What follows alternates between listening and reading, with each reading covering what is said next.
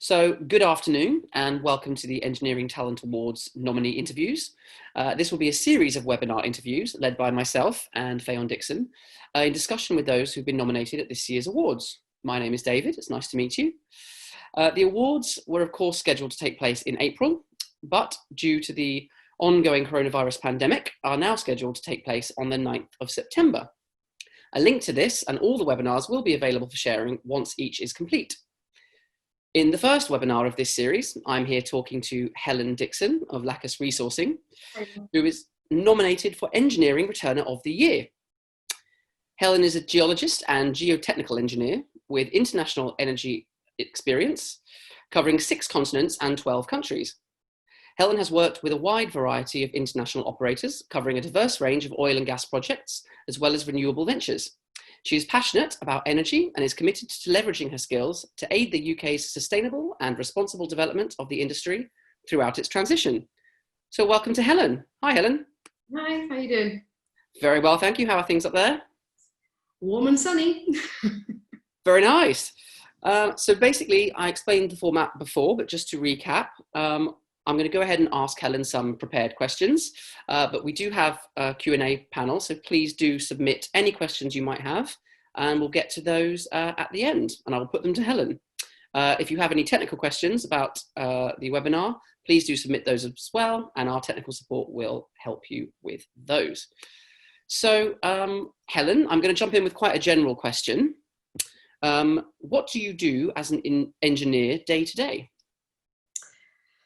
Well, it's quite various different things. I'm a geotechnical engineer, so basically, for those who don't know what that is, it's somebody who engineers the soil. So any infrastructure, any building, anything that's basically essentially put on or in or under the soil has to be run past a geotechnical engineer. So I work in the energy sector, always have done. I'm very passionate about energy. And so most of my work has been offshore. So whether it's looking at installing new pipelines, analysing jack-up foundations for drilling of new wells, or for the installation of wind farms, because they use similar offshore equipment for that. Undertake assessment for pile driving for offshore wind farms, and also for cable laying to connect the wind farms to the national grid.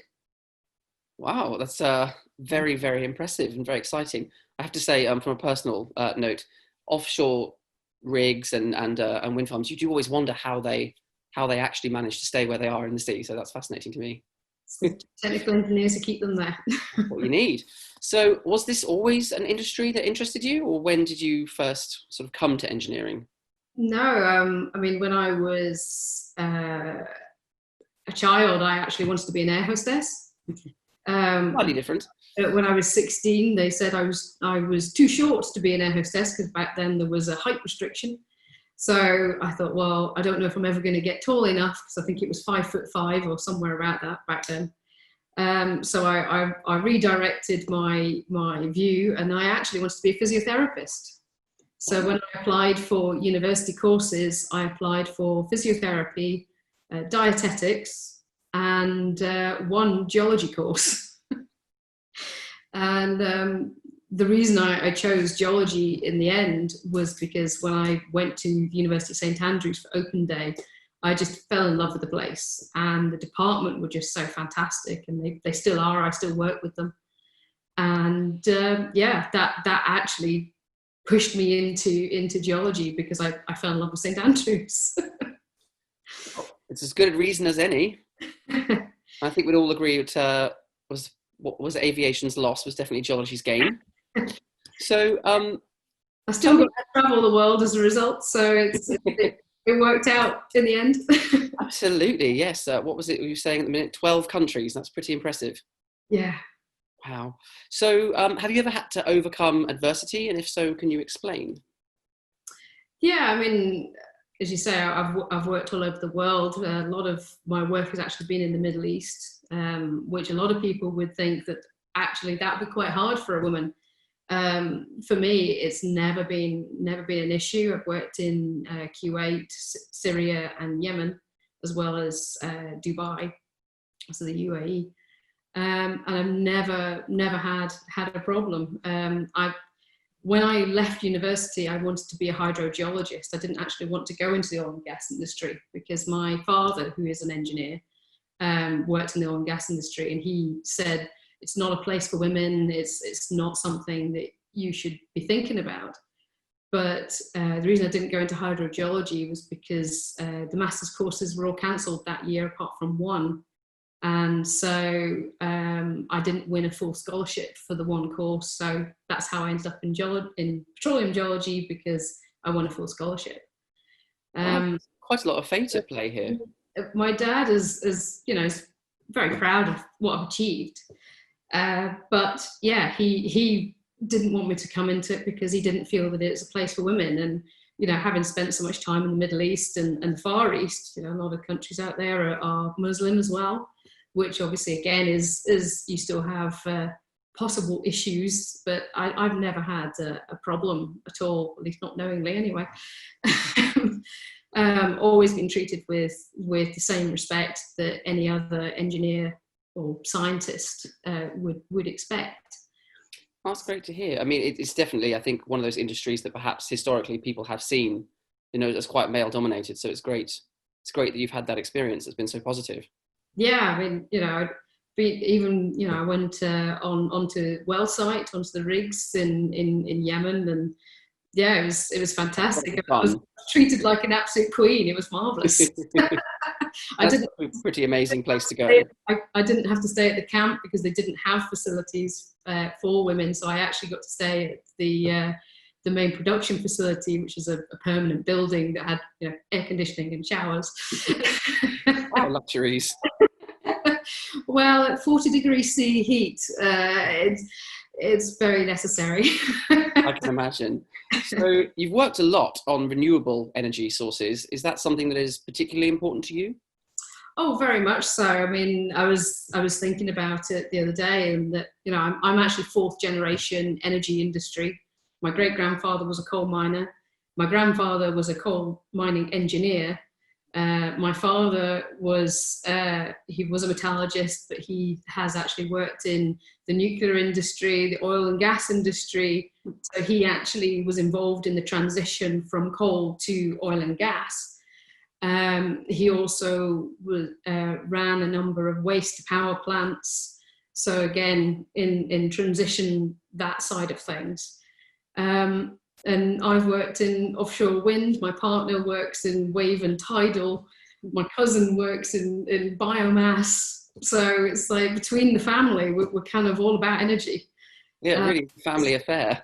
We've pretty much got, I don't think there's anything that we haven't touched. My parents even have solar panels. So it's got to get that in there. Between us, and I've done geothermal. So wow. Between us, we're very passionate about energy. And a lot of it's about the sustainable production of energy and the responsible production of energy. Obviously, society's view on energy production has changed so dramatically in the last couple of years. I started working in geothermal back in 2016, and it's not something that, if you asked anybody in the UK about geothermal, they would say, what's that about? Whereas now people are actually looking at it, they're talking about it, because we are looking for other solutions. Absolutely. Fascinating. So you work, or you have worked with the primary engineer program. Could you tell me a little bit about your involvement with them? Because I thought this sounded fascinating. Yeah, so I've been contracting up at Shell for the last 12 months. And I was asked, because of my experience as a guest lecturer at the University of St Andrews, if I would represent Shell at the primary engineer sessions at some of the local primary schools. It's one of the things you find with engineers is they tend to not like putting themselves out there and talking a lot about about things. They tend to be a lot more sort of shy and retiring kind. So I was a natural choice for the department to send. Plus the topics that they were looking for people to talk about was about renewable energy, and I'm one of the few people in that department that had worked on renewable energy projects and could confidently stand and talk about wind turbines and nacelles and cables and all that kind of stuff. So that's sort of how it started. So I've taught a few schools about renewable energy. And then I did another session at St Margaret's Girls' School, a primary school here in Aberdeen. And I actually talked to them about earthquake engineering, which involved a really fun experiment with jelly, mop pads and cocktail sticks. And all the girls are still apparently talking about the lady with the jelly. So it obviously got through to them somehow, even if they didn't get to eat it. Absolutely. And I mean, the primary engineer program, obviously, which goes into primary schools, do you think that historically, in terms of gender, perhaps it's been maybe less of an industry that young girls have been perhaps inspired to go into from a young age? And does this help with that? Yeah, I mean, when I was at high school, I actually started my high school career down in England, in Buckinghamshire. I went to grammar school, and so essentially the top 5-10% of the county, supposedly. And yet the girls' schools only did joint science GCSEs. So you did biology, chemistry, physics, but you only got 2 certificates out of it.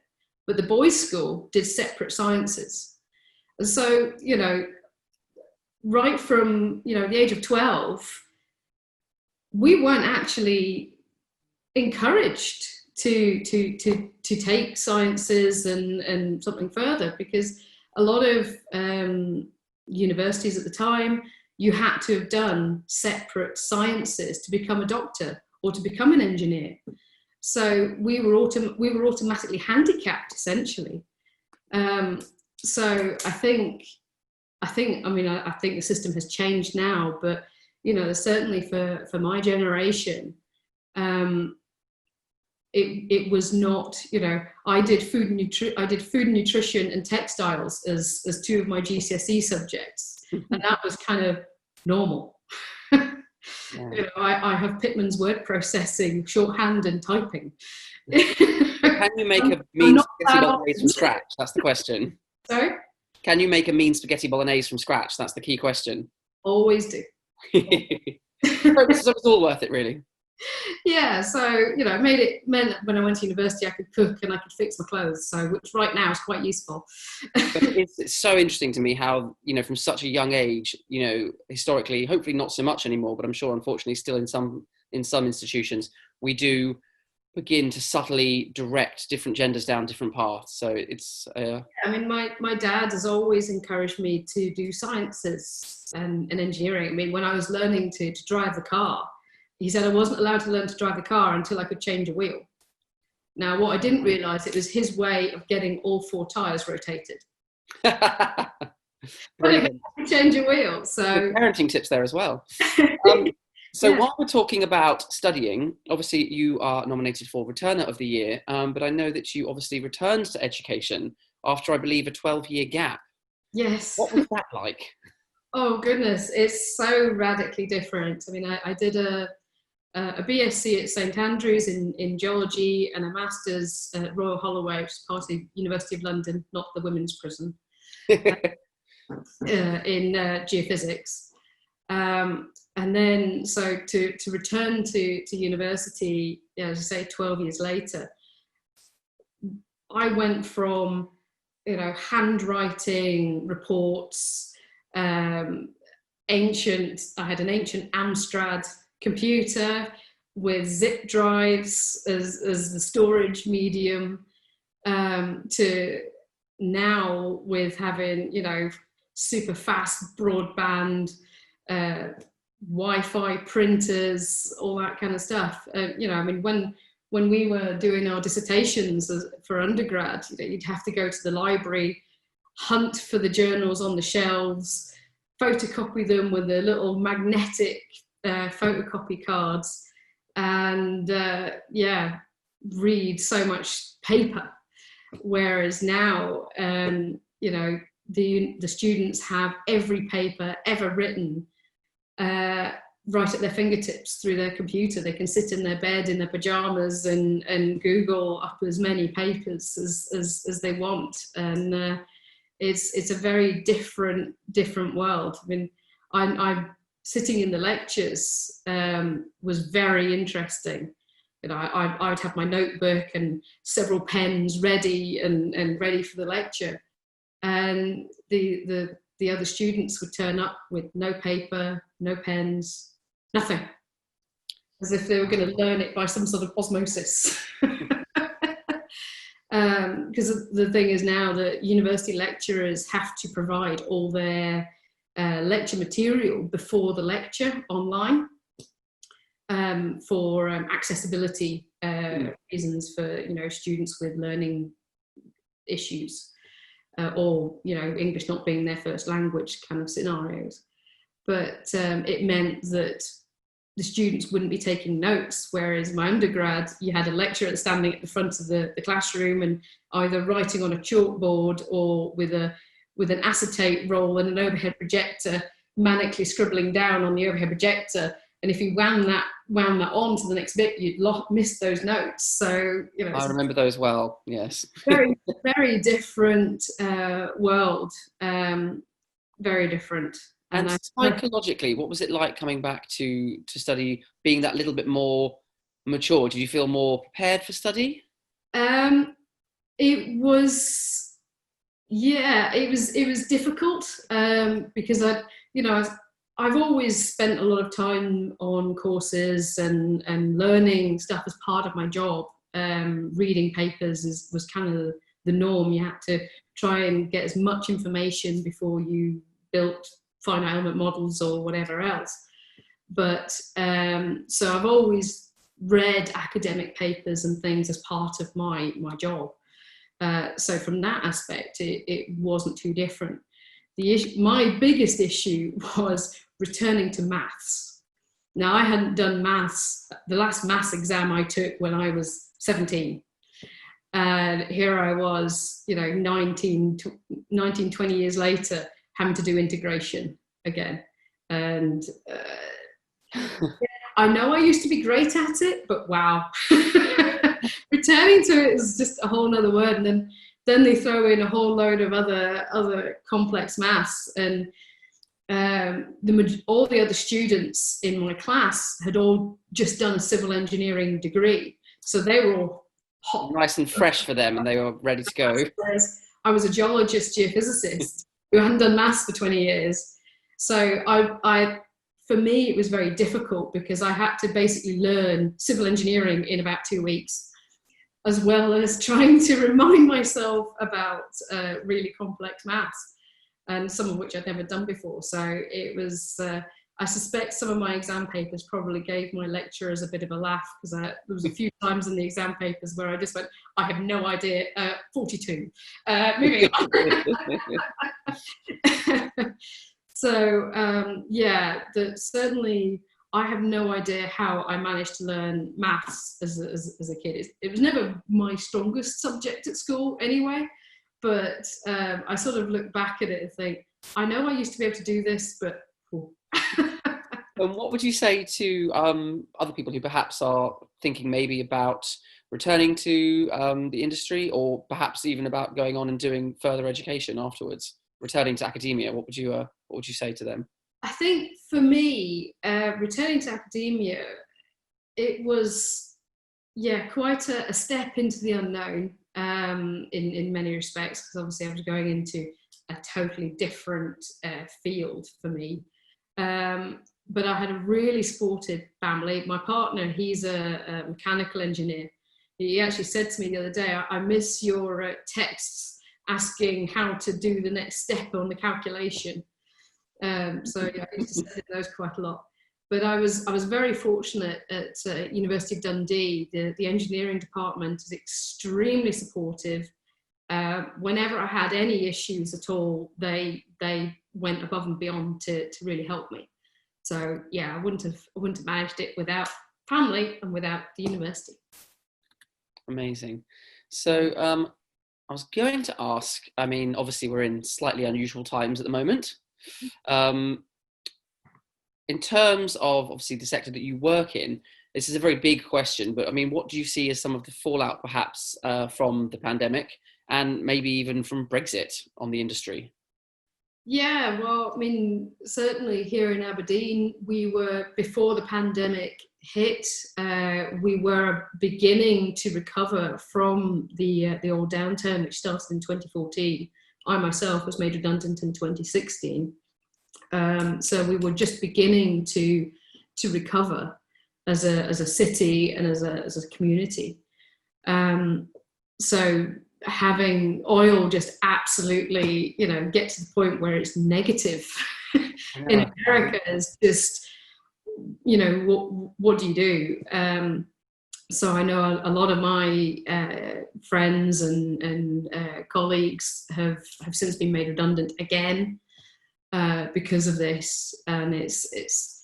I don't know what's going to happen. I don't think anybody can really predict it. The thing I'm really hoping is that it doesn't stall the transition renewable energy projects, because I think, as a country, if we're ever going to meet the 2050, net zero target, we cannot take the foot off the gas. We've got to keep going on that path. And obviously, the government's had to spend so much money paying furloughed employees and everything else, extra money for the NHS. I'm worried that there's going to be, where's the money come from to pay for all this extra things that we've had to pay for COVID, and it had to be done, and quite rightly so. But we can't let it impact other programs, and obviously one of the programs is potentially the renewable energy projects. Now I know Shell, BP, and this week Total all announced their dedication towards working on net zero projects. So I'm hoping that the oil companies will be able to follow that through, but obviously they're struggling. They were only just beginning to make some profits after the downturn in 2014, and so they're really stretched themselves. I know a lot of people won't believe it, but they are. It is it is an expensive business, extracting oil and gas, and renewable projects. When you look at the cost of offshore wind, granted the cost per megawatt hour is coming down, and it's fantastic that it's coming down, but these projects still cost hundreds and hundreds of millions of pounds. I mean, it's I don't think people necessarily appreciate how much it actually costs. For one offshore wind license, just the license itself, you're looking at £5 million. Wow. Before you've done anything. Never mind, before you've done any surveys, built anything, it's expensive. And, we've seen a massive increase in renewable energies, but none of us have seen much of a decrease in our cost of our electricity bills coming in. Because, new technology does cost more. And until we really push the innovations and new technologies, that's going to be a challenge. Do you think the public will is now more behind renewables? It certainly feels, for somebody who doesn't work in the sector like myself, that the public sort of conversation is really moving in that direction. Would you say that's how you feel? Definitely. I mean, we can see that in the utility market. Now there's a lot more companies offering electricity from only renewable sources. Now, how they actually prove that, I'm not quite sure, because all the electricity goes through the same cables, but apparently they do. And I think the fact that we've seen such a rise in those companies shows that the public actually want to pay for electricity from renewable sources rather than from, say, coal-fired power stations, which are now obviously being decommissioned. Fantastic. And do you have a particular project that you've worked on over the years? Is there one project, be it renewable or any other, that really stands out in your mind from your career that you really, really enjoyed working on? Oh, gosh, I've enjoyed so many different projects, and having travelled around the world working with so many different people, it's quite hard to say. But I think my current projects actually are more exciting than anything I've ever done before, and a lot of that is because it's innovative, it's new, it's something people have been talking about for a while, but nobody's actually done. So we're actually doing it. Which is very exciting. Yeah, so the projects that we're looking at the moment is converting existing oil and gas wells into geothermal production facilities. So it's very new, it's very exciting, because the UK has offshore, it's got thousands and thousands of wells. We have pipelines, we have cables, we have all the infrastructure, which will be decommissioned if we don't do something with it.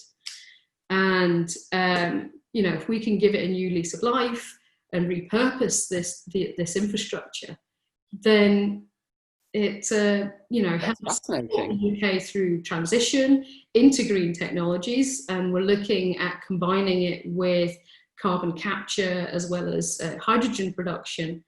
So it's really quite exciting. So that's fascinating. That's the first time I've heard of that at all.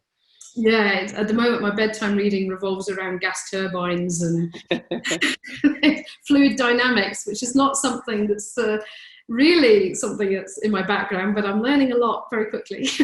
Yeah, certainly. It does seem like there's a lot of scope for you to constantly be learning extra skills, which I guess is what makes the industry so exciting.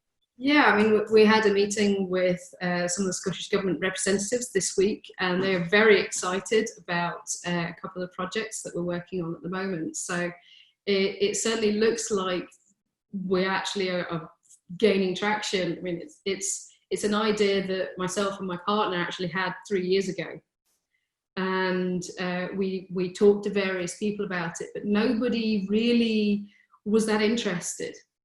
Because oil prices began to come back up, and so nobody really wanted to see it. But then obviously Greta happened. Yes. And so the whole world has completely turned on its head, and suddenly it's like, everybody's opening their doors to us and wanting to talk to us about it. So it's hopefully going to be a new industry. We have a huge skill set here in the UK of oil and gas expertise. If we can convert that into a new industry, I think it'd be a really positive thing for the country. It's an exportable skill. Back in the 70s, when we started doing oil and gas, we actually exported our skills and our knowledge in oil and gas exploration. So it'd be great if we can do that again and basically, turn these things that are seen by the general public as being evil and into something positive, and to benefit society and of course the environment. Fantastic. I mean, obviously Greta has been an amazing sort of spokesperson. She obviously herself more of an activist, but we have had one question come through on our Q&A, which I think slots in quite nicely here. So I'm just going to drop this in. We've been asked, do you have any advice for new engineers coming into the industry? Quite a big question. Coming into the energy industry or industry? We've just had coming into the industry, but I would assume let's go with the energy industry, since that's what we've been discussing. Well, I think it's very exciting in this industry. It always has been, certainly for myself. I think being open to new ideas, being flexible. As I say, I'm a geologist, geophysicist originally, And now I'm looking at fluid dynamics and turbines. So it's not necessarily limiting yourself to one particular path. I mean, I've got lots of colleagues who, you know, they've spent their entire careers drilling wells, for example, and that's all they want to do. They just want to drill wells. And that's fine. But, you know, as time goes on, that may become more challenging. Whereas both myself and my partner, you know, we've diversified into so many different projects. So we've been looking at a dredging project for the MOD. We're looking at doing, as I say, geothermal type projects using repurposing oil and gas. All sorts of things. We've been looking at electric transport, electrification, and hydrogen transport projects. So I think it's really important to use your skills for a variety of different projects and always be open to new ideas. Fantastic. Sounds great. I mean, just listening today, talking to you about how your career has sort of found its natural path and all the things that you've done and covered. I'm sure when you first started out, you didn't have any idea that, you know, it would take you to all these places, that you'd work on such a broad range of projects. So I think that sort of underscores what you were just saying, which I think is very exciting for people who would be getting into the industry. And we have another question come through, which is very exciting. So this question asks, is enough being done to transition to renewable energy and decarbonisation in both the UK and abroad? Very interesting question. I think it's difficult because there are a lot of people like myself and my partner who have been working on a number of R&D projects for a long time. And it's difficult to actually get industry and government support for them. A lot of the green renewable energy funds, the money it's very difficult to get funding for the beginning phases. So you have to do it in your own time, which obviously, if you're not working at the moment, it's fine because obviously, you know, a lot of my contracts have been delayed or cancelled because of COVID. So I can do R&D at the moment. But, you know, you're going to pick projects that are going to bring in money because you need to keep a roof over your head and put food on the table at the end of the day. So I think there needs to be more support for earlier within the R&D funding path for a lot of these things. Interesting, you say abroad. It's a difficult one. I mean, you've got China, for example, a massive CO2 producer because a lot of their electricity is provided by coal-fired power stations. Now, a few years ago, they built the Three Gorges Dam, which was intended, you know, flooding tens of thousands of kilometres of land. And it was intended to basically provide enough power so they wouldn't need any more coal-fired power stations. So it was built as a, you know, renewable energy project.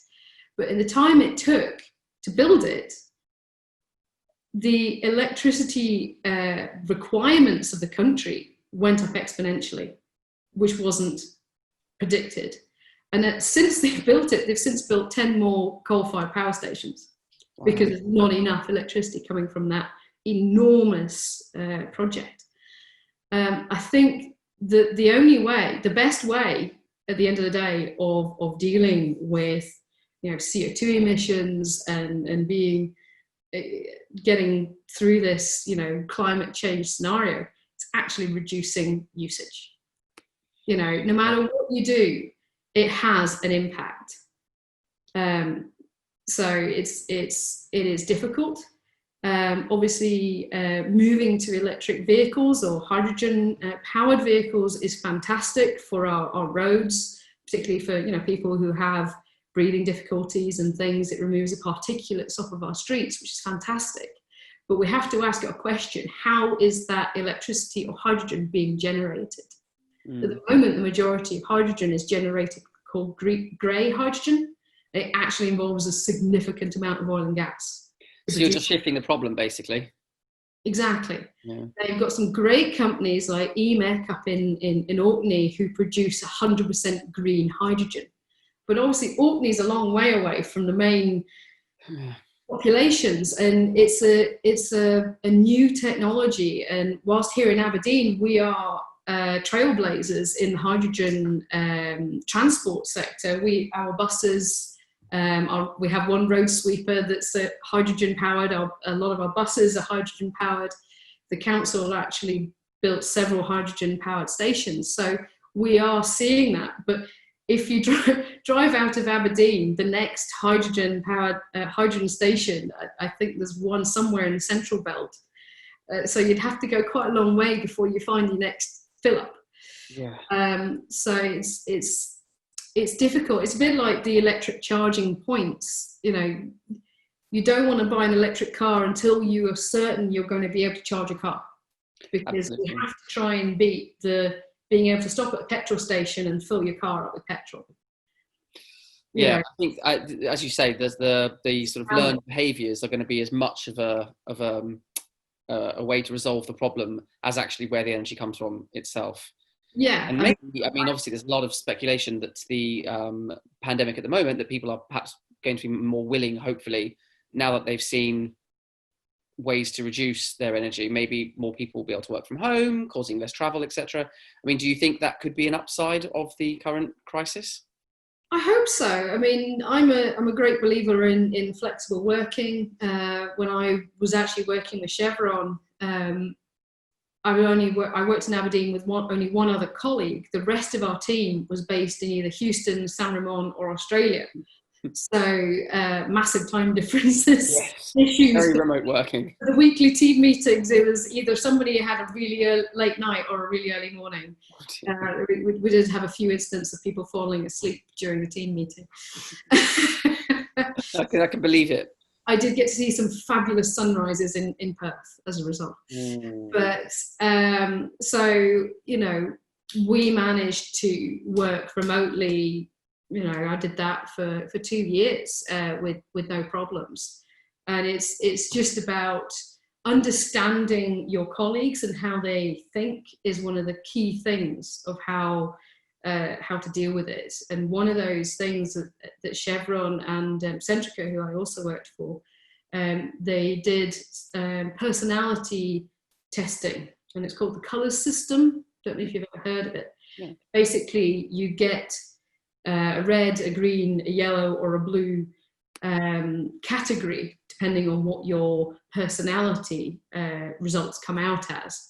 If you're yellow, you're very vivacious and outgoing and a bit of a party person.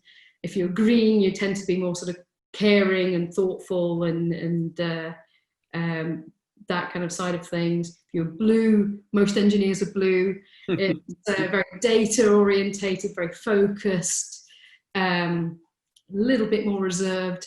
And then red was generally the leaders.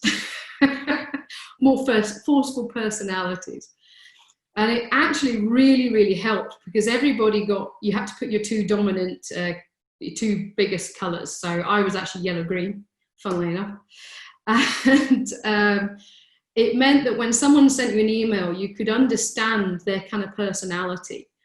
And so sometimes you get an email and you look at it and go, wow, that's really aggressive. You feel like it should be like one of those Harry Potter shouting at you kind of howlers. Yes, you feel like it's a bit of a howler. Like, oh my goodness. But if you actually understand that person is, you know, say red, green, very sort of wanting to get something done and want to know what's happening, it really helps you understand how to interact with people. Fascinating. I think that's fantastic. But it changes over time, because I did it again about 6 years later, the same with Centrica. And I changed from being purely yellow-green to yellow-green-blue. And it was interesting that I as I got older, I've become more engineering. Yeah. So I'd be quite interested to take it again to see if I've gone even more blue, but I suspect I'm probably still very yellow. Well, I happen to know, on a slightly more sort of a hobby-based note, that you and I share a passion for gardening. Indeed. However, I was chatting to you before, and I didn't realise that where I see it very much as an art, we were discussing the science of gardening and, in fact, engineering.